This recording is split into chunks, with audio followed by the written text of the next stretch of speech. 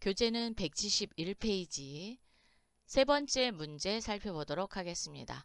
다음 기말 12월 31일 결산 정리사항을 회계 처리하고 마감하시오. 총 5문항이 출제되고 있습니다. 이 5문항에는 일반 전표 입력에 입력할 수 있는 수동 결산과 결산 자료 입력을 통해서 전표 추가하는 자동 결산 나눠져 있습니다. 그래서 여러분이 일반 전표 입력, 즉 수동 결산을 먼저 하고 자동 결산을 넘어가셔야 됩니다. 수동 결산하지 않은 상태에서 자동 결산에서 먼저 하고 전표 추가를 하시면 문제가 발생됩니다. 그래서 반드시 일반 전표 입력을 통한 수동 결산을 하고 결산 자료 입력을 통한 자동 결산을 한다라는 거 놓치지 마세요. 자, 첫 번째, 기말 현재 5월 1일에 지급한 보험료의 미경과분이 50만원 계상된다.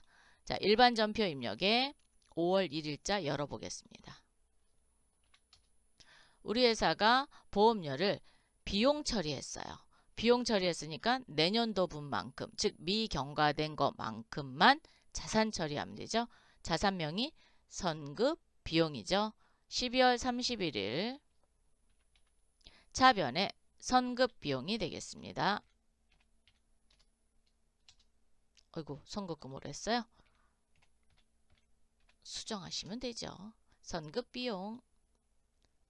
금액은 50만원이 미경과됐다 그랬으니까 50만원만큼만 자산 처리해 주시고, 차변의 보험료입니다. 보험료는 800번대 보험료 오세요. 821번 이렇게 정리해 주시면 되겠네요. 두 번째, 기말 현재 단기 대여금에 대한 이자 미수액 계상. 이것도 수동 결산이네. 표시를 안 했네요. 여기. 단기 대여금이니까 내가 돈 빌려준 거죠. 이자 받았어야 되는데 아직 못 받았어요. 그럼 어떻게 해요? 오, 미수수익. 맞아요. 차변에 미수수익 걸어주시고요. 15만원 계상해 주십시오. 대변에 이자 수익이죠. 즉 올해의 이자만큼 올해의 단기에 반영시켜야 되기 때문에 아직 받지 않은 수익이기 때문에 미수수익, 대변에 이자 수익 이렇게 분기하시면 되겠습니다. 5문제 중 2문제는 수동결산, 즉 일반 전표 입력에 입력하는 문제 또는 간혹 가다가 한 문제만 있을 수 있고 4문제가 자동 결산되는 문제가 있어요. 어쨌든 자동 결산은 3문제 이상이다라는 거. 3문제의 기본은 매출채권 잔액에 대해 1% 대손충당금 보충법으로 설정하다. 얘는 자동 결산이에요. 보충법의 계산식을 알아야 되죠. 어떻게 되죠? 채권 잔액 곱하기 설정률인 1%를 곱하고 대손충당금 잔액이 있다? 그러면 빼주셔야 됩니다. 이게 보충법이에요. 그럼 전체 메뉴 클릭하셔서 결산자료 입력 먼저 열겠습니다. 1월부터 12월까지 열어주세요. 상품 매출원가는 입력하지 않습니다. 그냥 확인 눌러주세요. 우리 회사는 상품 매출원가밖에 없어요. 열어놓으시고 너무 확 내리지 마시고 살 내리시면 대손상각의 외상매출금란에다 이렇게 커져 갖다 놓으세요. 갖다 놓으신 상태에서 전체 메뉴 클릭하셔서 합계잔액 시산표 클릭. 12월 31일로 줘야 합니다. 12월 31일입니다. 유동자산, 당자자산 밑에 외상매출금 커져, 잔액에다 커져 갖다 놓으시고요. 오른쪽 마우스 눌러주세요. 계산기. 여러분이 갖고 있는 계산기로 하셔도 됩니다. 자, 계산기 3억 6,143만 5천원 그대로 끌고 왔죠. 곱하기 설정률은 1%입니다. 0.01. 대손충당금 잔액이 있으면 빼준다 그랬어요. 보충법이기 때문에 잔액 220만원 있네요. 자, 빼기는 S입니다. 220만원. 그랬더니 이번 연도에 충당할 대손충당금은 141만 4,350원입니다.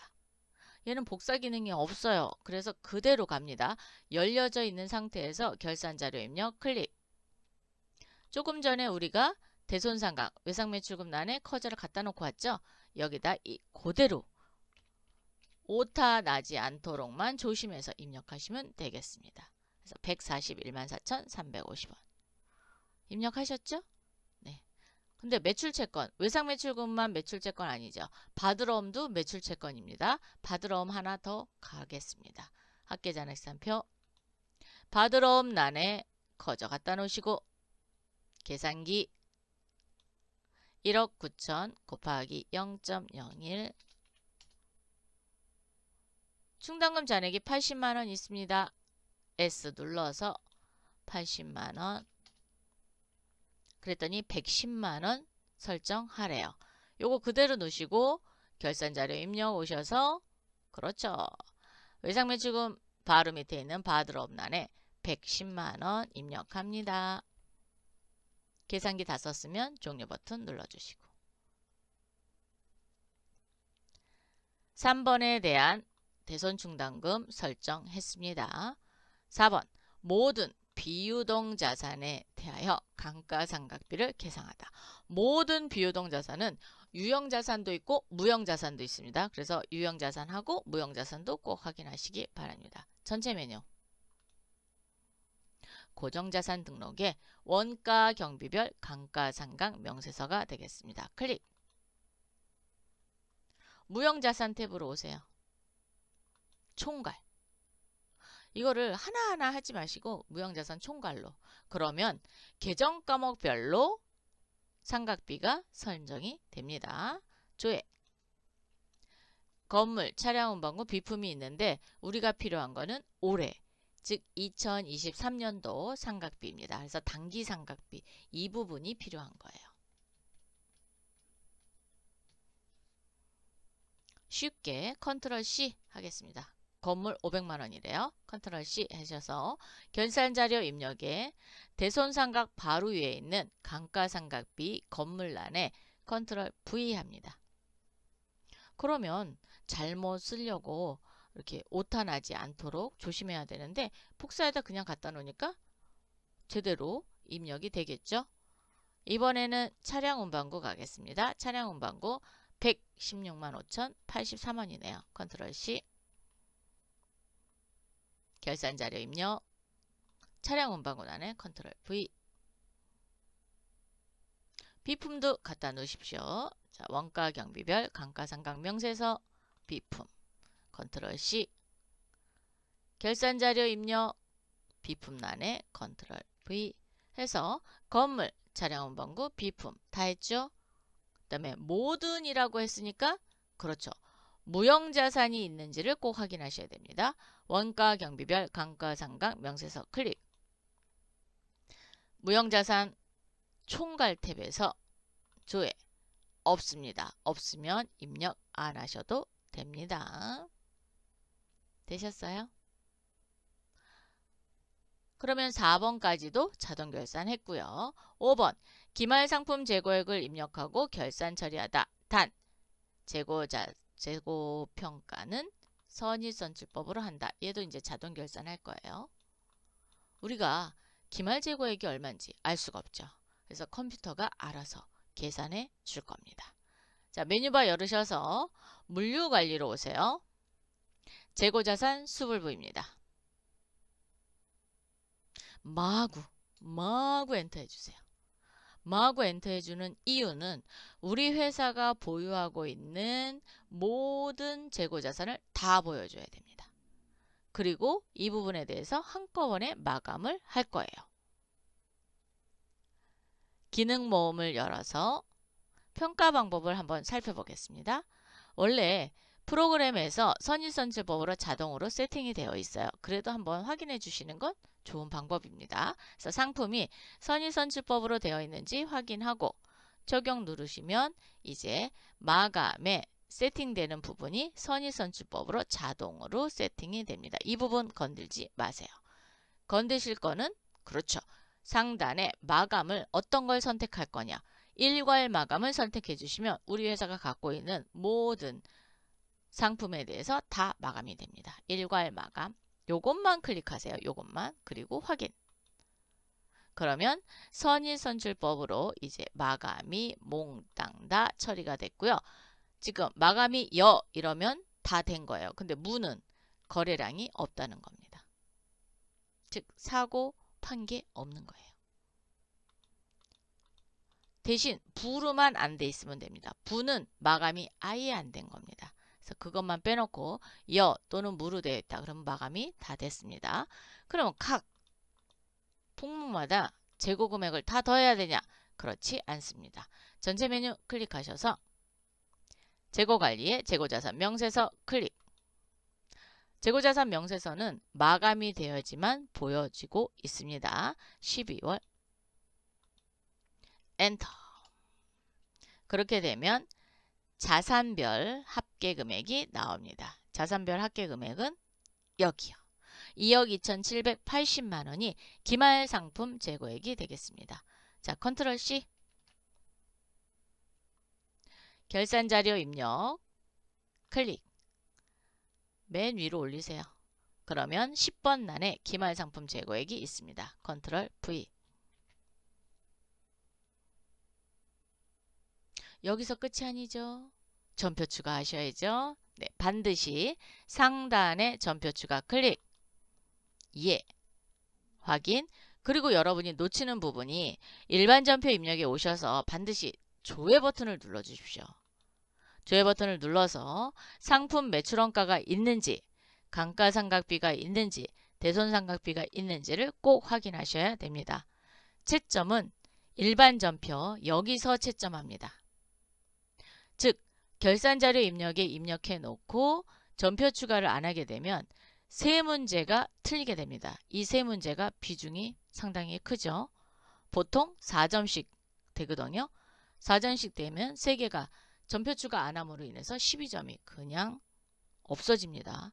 그렇기 때문에 조심해야 될 것은 결산자료 입력을 통해서 전표 추가한 후 반드시 일반 전표 입력에 오셔서 확인한다라는 거예요. 이 부분을 꼭 확인하시기 바랍니다. 그냥 조회 버튼만 눌러서 들어와 있는지만 확인하시면 돼요. 이번에는 마감하겠습니다. 전체 메뉴 클릭. 회계 모듈로 오셔서 손익계산서 12월. 하단에 단기순이익 2억 6,757만 4,567원. 전체 메뉴 이익잉여금 처분계산서. 아니요 하셔도 되고요. 이해하셔도 상관없습니다. 그러면 단기순이익이 자동으로 불러옵니다. 되셨어요? 전표 추가. 여기에서 이제 손익 대체 붕괴를 일으켜야 재무상태표를 조회했을 때 에러 메시지가 뜨지 않습니다. 전표 추가. 그리고 일반 전표에 오셔서 조회 버튼을 눌러보면 이렇게 손익 대체 붕괴가 일어난 걸 볼 수 있습니다. 그리고 잉여금 대체 붕괴도 일어났어요. 이렇게 되고 전체 메뉴 클릭한 후 재무상태표를 클릭하시면 에러 메시지가 뜨지 않습니다. 여기에서 에러 메시지 떴다고 해서 틀렸다? 그렇게는 볼 수 없습니다. 틀린 건 아니지만 그래도 에러 메시지가 뜨면 불안하잖아요.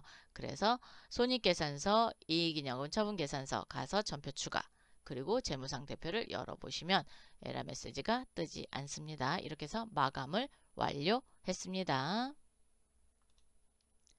네 번째 문제입니다. 다음 사항을 조회하여 번호 순서대로 단답형 답안에 등록하시오.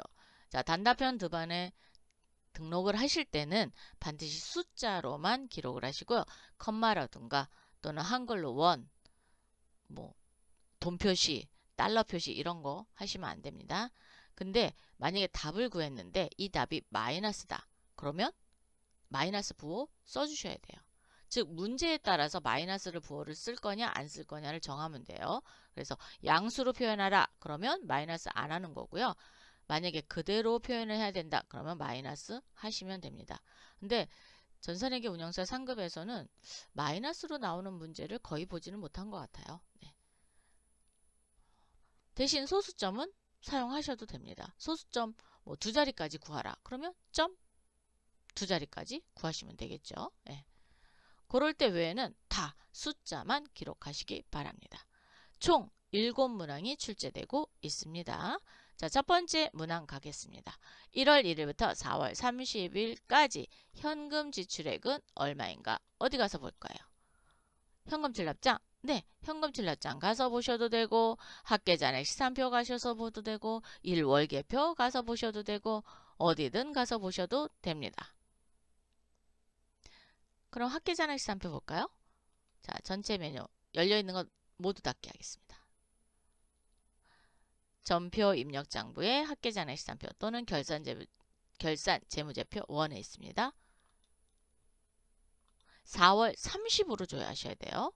조회. 지출액은 얼마입니까? 그러니까 대변에 나간 금액을 입력하면 되겠죠?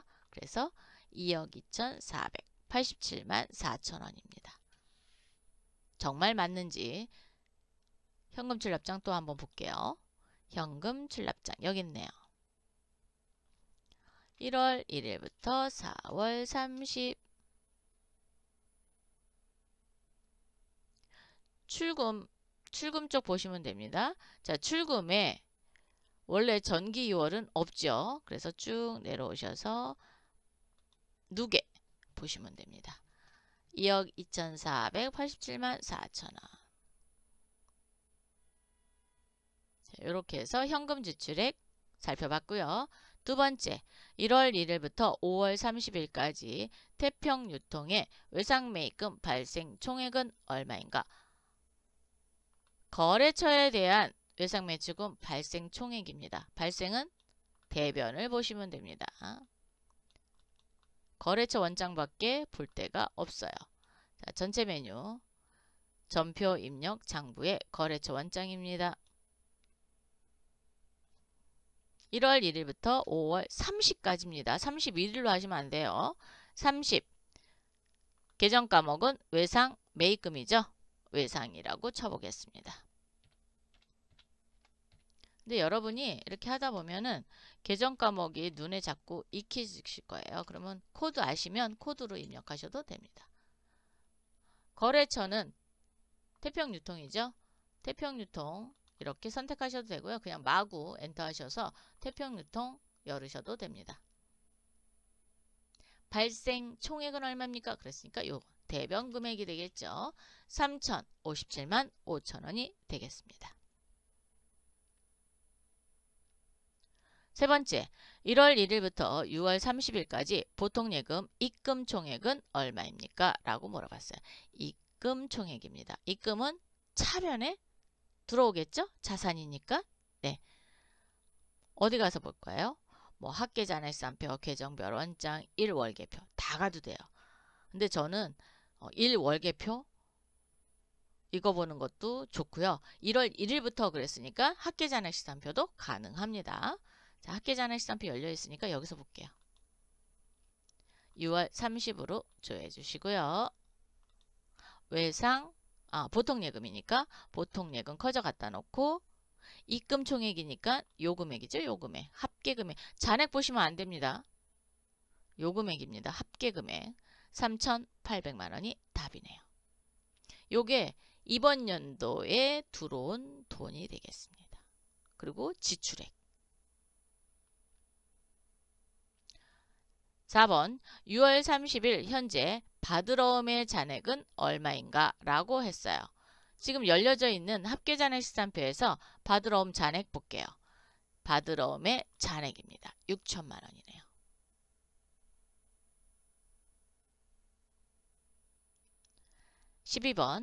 12번이래요. 5번 12월 31일 현재 토스터기의 재고 금액은 얼마입니까? 12월 31일 현재입니다.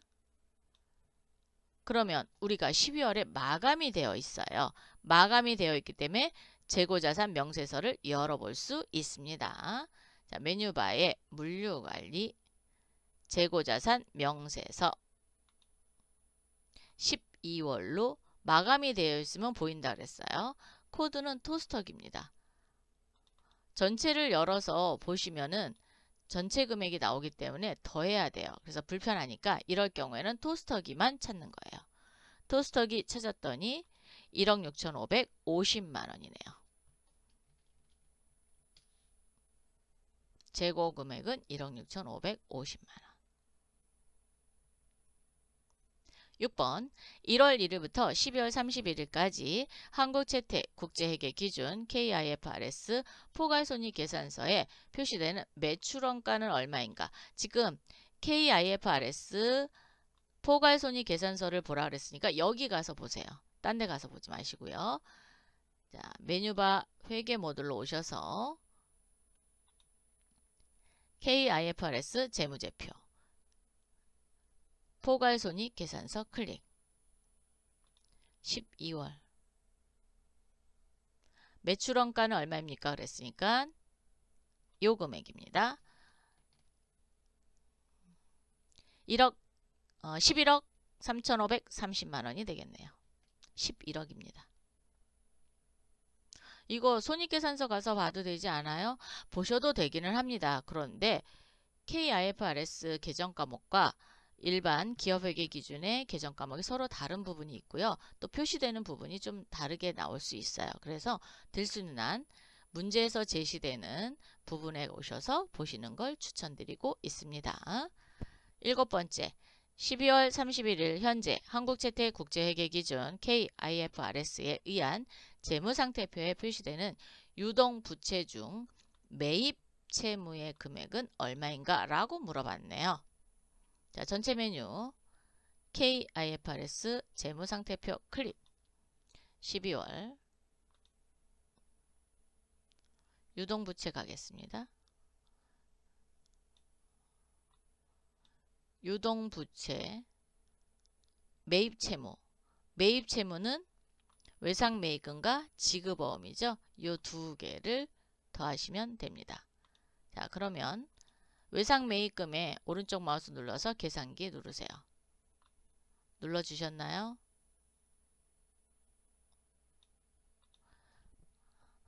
(5억 4,641만 원) 더하기 1억 3,800만 원 그랬더니 6억 8,441만 원이네요. 이렇게 더하시면 되겠습니다.